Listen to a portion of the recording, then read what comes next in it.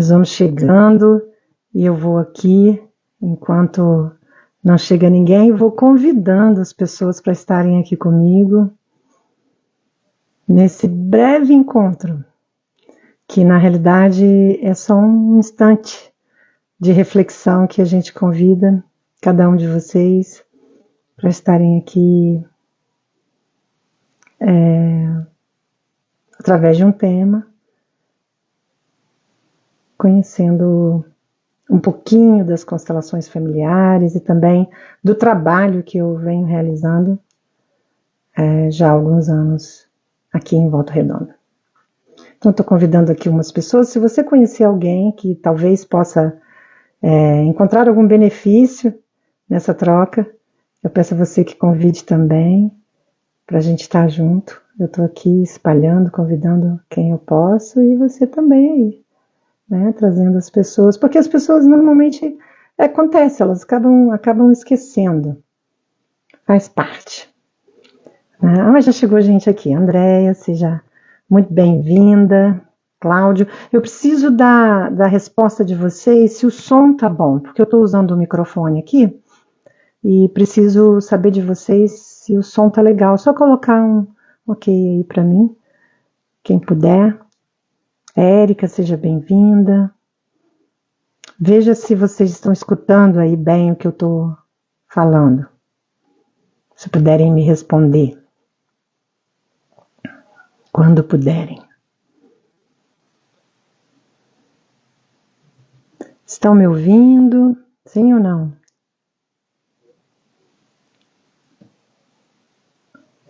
Eu vou continuar convidando aqui algumas pessoas.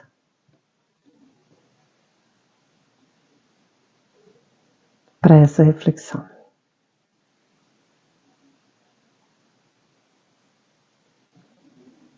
O som tá bom? Obrigada, Érica. Muito obrigada. Vamos lá, né? Sempre inicio convidando vocês à presença, porque sem essa presença nós vamos estar, de alguma forma, distanciados do que é real. É interessante que eu fiz uma reflexão ontem à noite, o quanto que a gente faz coisas, né? Não sei se acontece com vocês, mas de vez em quando acontece comigo, a gente faz coisas ouvindo audiobooks, ouvindo lives, e a gente cria uma porção de atividades enquanto a gente está assistindo uma aula, por exemplo. Né? E a ideia é ganhar tempo. Eu imagino que a maioria das vezes a ideia é ganhar tempo. E isso vale para quem vai assistir essa live depois também, né? A ideia é estar disponível para ganhar tempo. Mas, Michele, seja bem-vinda. Se vocês puderem convidar alguém, né? Porque é tão legal quando a gente assiste ao vivo. Depois as pessoas falam, puxa, não sabia, queria ter assistido ao vivo. Mas eu acho que, apesar de acontecer, seria legal a gente convidando que as pessoas venham. Então, estava falando do tempo. E a gente pensa que ganhar tempo é isso, né? Eu vou, hoje, com a facilidade de você ter à sua mão o celular, né? O tablet, o Kindle, você sai por aí fazendo coisas, várias coisas ao mesmo tempo. E a gente realmente entende isso, eu penso, na sociedade é assim, que a gente está ganhando tempo. Bom, mas o meu desafio aqui é que, na realidade, isso é perder o tempo. Então, eu estou trazendo aqui para vocês hoje uma possível reflexão de que essa distração que a gente cria, essa mente subdividida como uma potência, na realidade é perder o tempo.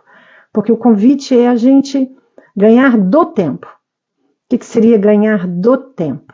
Seria estar tão na presença, trazer tanto essa integralidade do momento, que o passado deixa de existir neste exato momento do agora, assim como o futuro. Isso é ganhar do tempo. Então, o meu convite é a gente agora fazer alguma respiração profunda, né, para que a gente traga essa presença, para que essa reflexão seja de alguma forma útil, que a gente possa utilizá-la para alguma mudança interessante, alguma mudança saudável para a nossa vida. Então essa é a primeira de uma série de 3 lives que eu vou fazer. O título dessa especificamente é Olhar e Reconhecer o que é. Nós vamos ter uma segunda, que é Olhar e Reconhecer o meu lugar.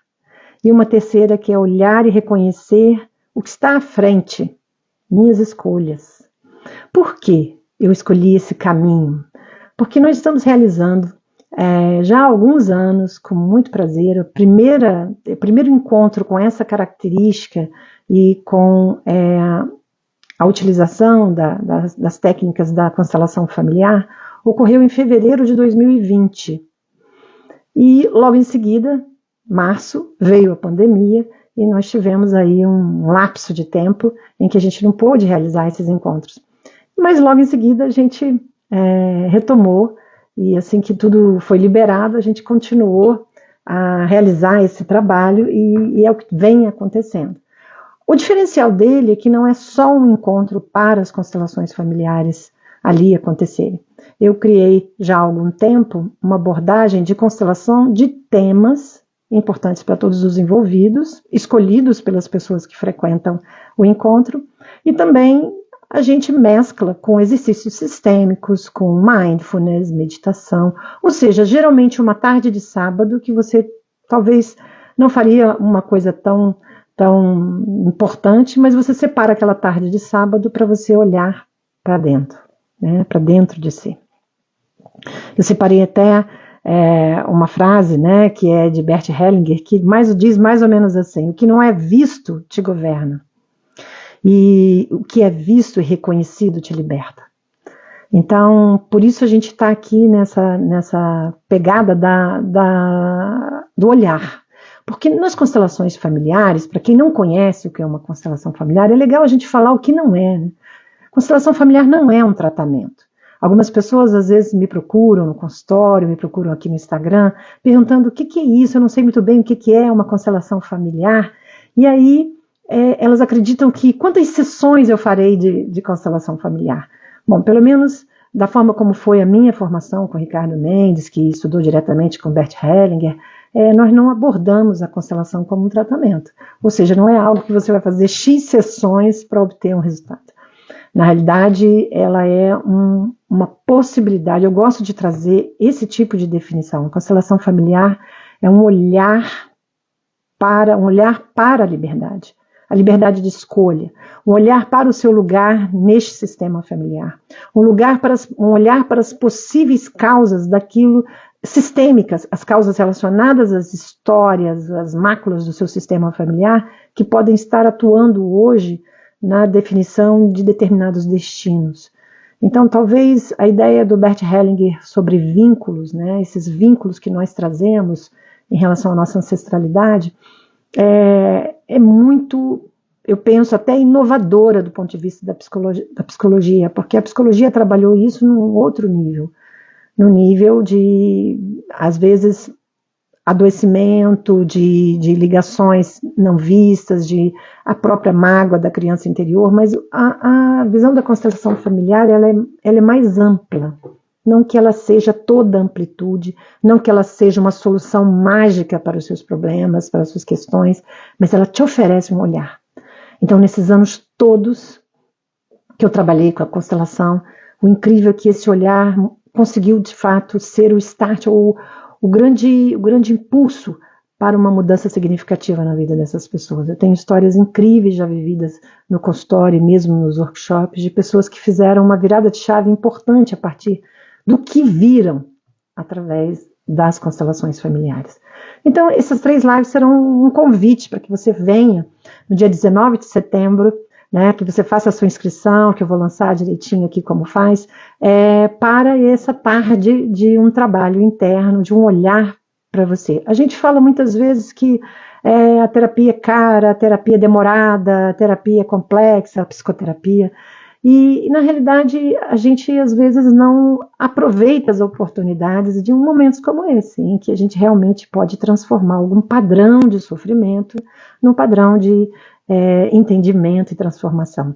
Então, os círculos de transformação e cura estão acontecendo já há algum tempo, como eu disse, desde 2020, não com esse título, recentemente a gente trouxe isso, porque realmente são círculos onde pessoas estão ali juntas num trabalho conjunto de transformação, sem nenhuma exposição, não é muito o que visa o meu trabalho, uma abordagem de exposição das pessoas, onde as pessoas estão ali na total vulnerabilidade, apesar delas poderem escolher isto.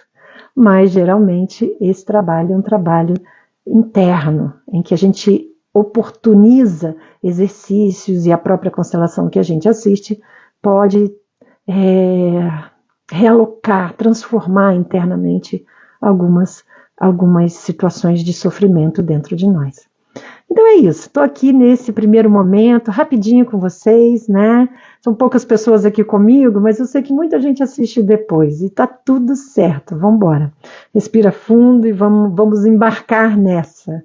Eu trouxe aqui uma frase muito linda de um livro que eu sugiro a vocês, chamado A Consciência é a Resposta, de um filósofo holandês chamado Robert Rappé, que já não está mais aqui entre nós, mas ele é um livro assim muito um livro fininho, um livro com muita capacidade de síntese, e ele traz uma coisa que eu acho muito bonita. Ele diz assim: nossa habilidade em abraçar e amar tudo que é parte de nossa experiência indica o quanto estamos sintonizados com o propósito sagrado de expressar amor. Abraçar e amar. Então hoje seria reconhecer o que é.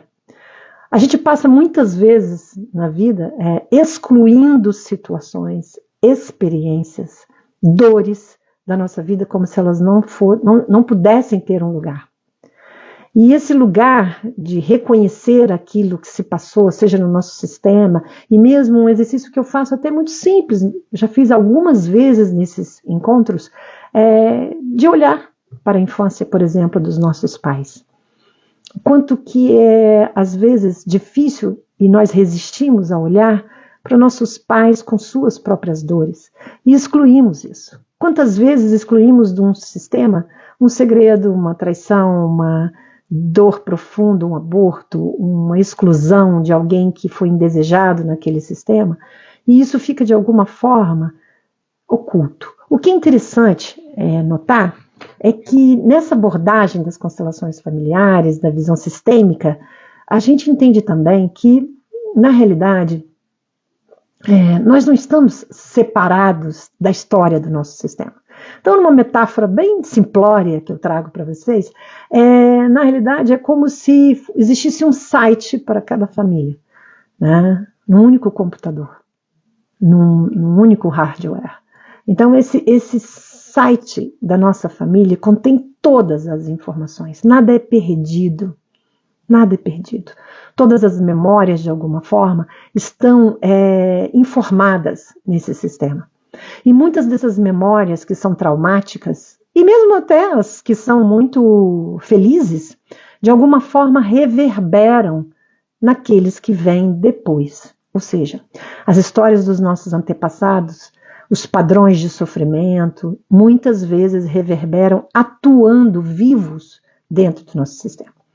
Bert Helling chamou de lei do pertencimento, né, ou ordem do amor do pertencimento, aquilo que se refere às nossas questões que, na realidade, nós excluímos, ou aquilo que foi excluído do nosso sistema pela nossa ancestralidade. Isso a vida não permite. Olha que incrível, a vida não permite. E a gente verifica isso na prática, nas histórias de muitas pessoas. A vida não permite que a gente continue, de alguma forma, excluindo situações, pessoas do sistema. Por que será isso? A gente pode inferir, simplesmente uma inferência, inferir que, na realidade, lá atrás, nos primórdios da existência humana, se excluíssemos pessoas ou situações importantes, que na realidade são propostas de aprendizado, nós não sobreviveríamos. Então é como no animal, nas abelhas que formam suas colmeias, ou nos pássaros que fazem as suas migrações, existe um instinto que comanda esse processo para que a vida permaneça. Dentro de nós também tem uma informação que nos leva ao pertencimento, que a gente não pode abandonar, não pode esquecer, porque isso custa caro às gerações futuras. É como se a vida, de alguma forma, e aqui não cabe a nenhuma vertente religiosa, gente, é só um entendimento do mecanismo, um entendimento da dinâmica, como se a vida cobrasse, através das gerações futuras, esse pertencimento. Então, quantas vezes, nas constelações que eu facilitei, eu pude observar que no momento que um pai, uma mãe, uma situação é incluída, ou seja, encontra um lugar no coração daquela pessoa que está ali constelando, alguma coisa se transforma. E essa coisa que se transforma leva a pessoa à saúde, leva a pessoa a decisões importantes, leva a pessoa a realmente se relacionar com aquela dor que ela trouxe para a constelação de uma forma completamente diferente. Então, não que seja mágico, mas é um olhar. Da mesma forma como se hoje, vamos colocar aqui uma metáfora bem brincalhona, fosse nos informado que os extraterrestres existem e vão começar uma comunicação mais acirrada conosco, isso vai mudar alguma coisa a partir do momento que a gente encontrar um extraterrestre e conversar com ele, vai mudar alguma coisa na nossa concepção de universo, na nossa cosmologia. Então, olha que interessante, existe uma cosmologia familiar, se é que eu posso falar isso, entende? Uma dinâmica na estrutura familiar que eu muitas vezes não vejo. Uma coisa que a gente vê muito, que foi o trabalho do último encontro, do último círculo de transformação e cura, e a gente vê com muita frequência, é a lealdade invisível, que eu já falei aqui. A lealdade invisível são repetições sistêmicas, coisas que nós repetimos na história da nossa vida e que muitas vezes está na história da nossa mãe, na história do nosso pai, e assim por diante, voltando no tempo. Então, olha que interessante, a gente repete inconscientemente. Por exemplo, pessoas que se casam com maridos ou esposas muitíssimo semelhantes, repetindo histórias semelhantes aos seus pais ou às suas mães. Talvez a gente possa pegar o viés da psicanálise, mas a psicanálise não alcançou esse campo mórfico da maneira como a gente está falando. Um campo informacional que leva-nos a repetições inconscientes de padrões. Por isso que eu gosto de falar desta forma. As constelações familiares, os exercícios sistêmicos, a visão sistêmica familiar, na realidade ela nos oferece um olhar para uma dinâmica que nós não estamos enxergando devidamente. E a partir do momento que a gente enxerga, algo muda dentro de nós. O nosso comportamento muda. Entende? Então, algo também pode ser escolhido. É legal a gente pensar também que as constelações familiares não são para todo mundo. Como todos os tratamentos, ou as abordagens, não vou falar tratamento, as abordagens de cura, vamos colocar assim, não são para todo mundo. Claro que vão existir pessoas que vão estar tão abertas a esse processo que vão se beneficiar enormemente. Outras pessoas talvez já tenham passado por isso e entenderam que aquilo não fez grande onda de transformação na sua vida. Então, é importante entender e reconhecer isso também. As constelações vão caber na vida de uma pessoa e talvez não vão caber na vida de outra. Mas é importante a gente tentar e experimentar, ver o que cabe na nossa vida, não é mesmo? Então, ela não é uma prática religiosa, né? Às vezes há essa confusão. Já tiveram pessoas que participaram de encontros meus, onde eu também uso recursos do xamanismo, e entenderam que aquilo era um processo religioso, espírita, ou qualquer coisa desse tipo, e que talvez o constelador seja um sensitivo. Não, o constelador não precisa de nenhum sexto sentido, ele simplesmente precisa abraçar de uma forma profunda, competente, estudiosa, abraçar a dinâmica, entender profundamente isso. Isso também é uma coisa legal, né? Às vezes as pessoas saem fazendo constelação familiar com uma pessoa sem informar exatamente como foi essa formação, qual a base de experiência desse terapeuta, e talvez saia dali com uma impressão negativa ou uma impressão equivocada do que realmente acontece. Então, é um olhar que liberta, é um olhar que dá asas. Então, começamos aqui com esse olhar reconhecendo as nossas questões, né? Olhando para nós e o nosso sofrimento. O tema desse encontro do dia 19 de setembro é ser a solução. né? O quanto nós desejamos a solução externa dos nossos problemas, das nossas questões. O quanto nós sonhamos com a mudança do outro para que a nossa vida melhore. O quanto que nós sonhamos com um mundo melhor para que eu me sinta melhor. Então, isso é algo para a gente refletir profundamente. Ser a solução na visão sistêmica das constelações, ou na visão desse trabalho, é realmente assumir 100% da responsabilidade. Isso não precisa ser doído, não precisa ser pesado. Eu posso viver esta experiência de uma maneira leve. Eu posso viver essa experiência com escolhas paulatinas. Não tem que ser tudo de uma vez, minha gente. A gente às vezes quer que seja tudo de uma vez, que a solução venha mágica. Não, eu posso construir passo a passo essa minha transformação pessoal. Com olhares que se ampliam. Existem pessoas muito queridas que vão a praticamente todos esses círculos, né? São frequentadores assíduos, e assim eu até percebo que vem abrindo espaço, são escolhas, né, que a pessoa faz. E a gente vai observando a mudança que acontece, porque a pessoa realmente abre um olhar que ela não tinha sobre questões que estão ali no seu sistema, atuando sobre a sua vida sem que ela perceba. Então, por que é liberdade? Porque a partir do momento que eu entendo que aquilo não é meu, que de alguma forma isso está incrustado, engendrado, está ali emaranhado no meu sistema familiar, eu posso fazer escolhas conscientes e caminhar aqui para um passo que seria realmente uma transformação na minha vida. Eu lembrei também, preparando aqui, né, de João da Cruz. Eu ando estudando todo o trabalho belíssimo de Santa Teresa d'Ávila, na realidade um trabalho filosófico, né, e ela tem um livro chamado, agora me fugiu aqui, acho que o Castelo da Alma, alguma coisa assim, mas ela fala das moradas nesse livro, e é por aí que eu estou estudando. E lendo novamente, relendo um livro do João Garriga, Dizer Sim à Vida. João Garriga é um grande constelador espanhol. Ele cita um João da Cruz, né? Que eu falo de Teresa d'Ávila porque João da Cruz fez um trabalho lindíssimo também de recuperação do trabalho das carmelitas, no caso dele, da ordem dos Carmelos, né? Ele com a parte masculina e Teresa d'Ávila com a parte feminina. E independente de qualquer religião, existe uma filosofia dentro desse trabalho muito bela. E o João Garriga cita, curiosamente, agora que eu estou estudando, revendo esse livro, ele cita João da Cruz, que diz assim: quando você olha para dentro e descobre que você não é nada, isso é sabedoria. E então segue. Quando você olha para fora e descobre que você é tudo, isso é amor. Olha que coisa linda.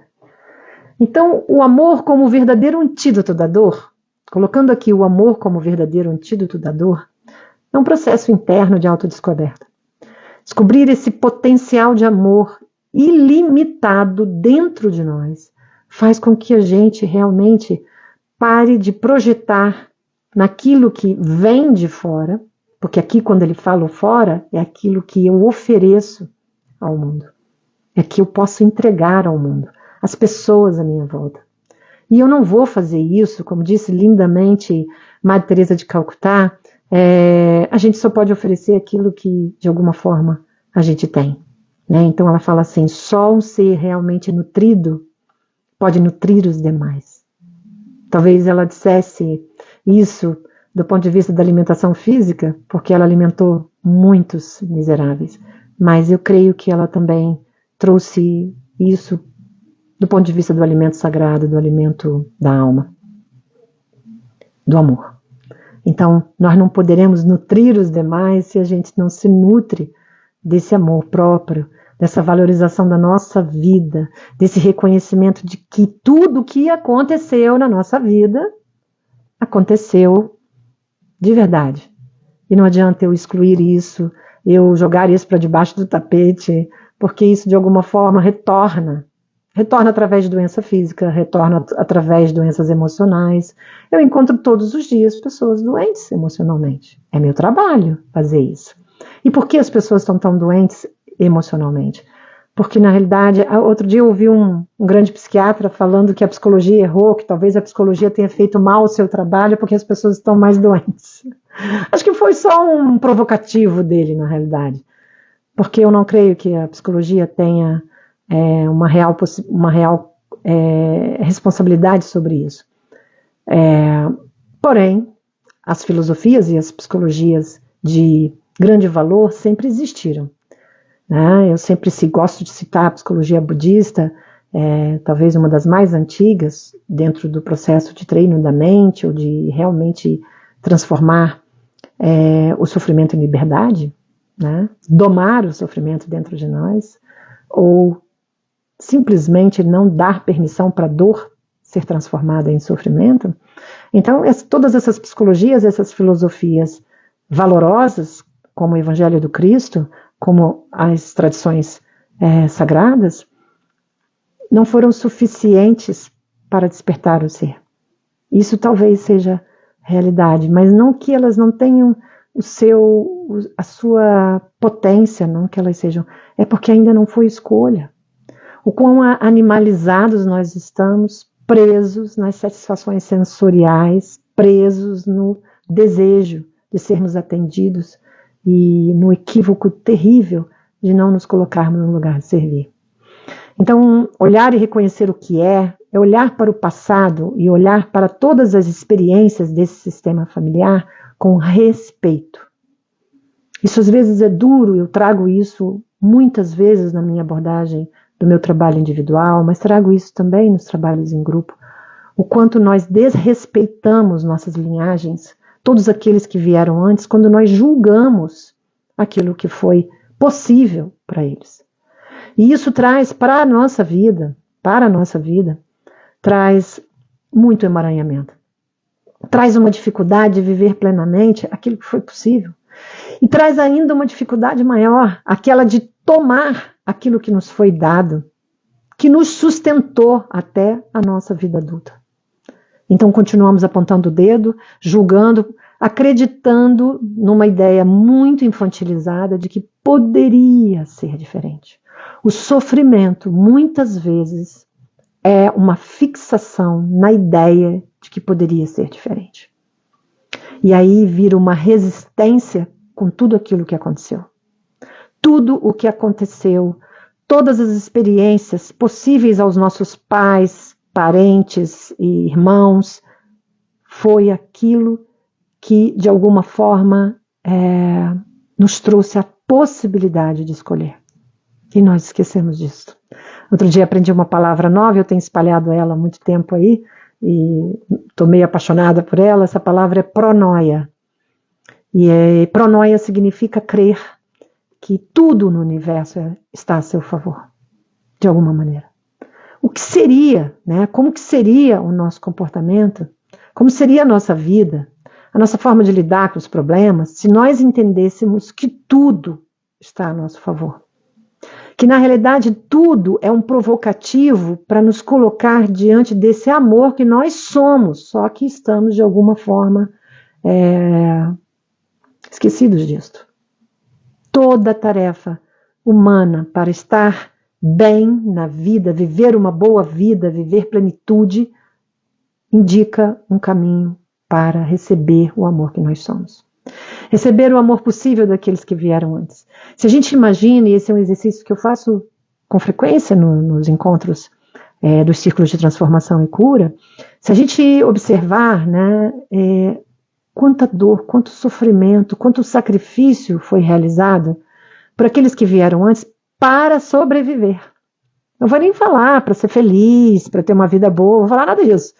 Para sobreviver. Quando a gente, por exemplo, visita as inúmeras histórias de escassez, histórias de guerras, histórias de imigração, histórias de violência, quantas coisas existem carregadas de informação traumática nesse sistema e que de alguma forma nós deixamos de reconhecer e honrar quando acusamos aqueles que vieram antes de terem errado.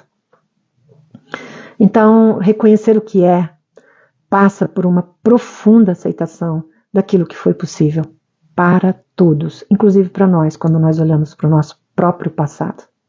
O auto-perdão e o auto-amor ele só é possível se nós começamos a olhar para as nossas escolhas anteriores de uma forma amorosa. Se a gente começa a olhar para o passado, compreendendo que tudo o que fizemos estava limitado à consciência daquele momento.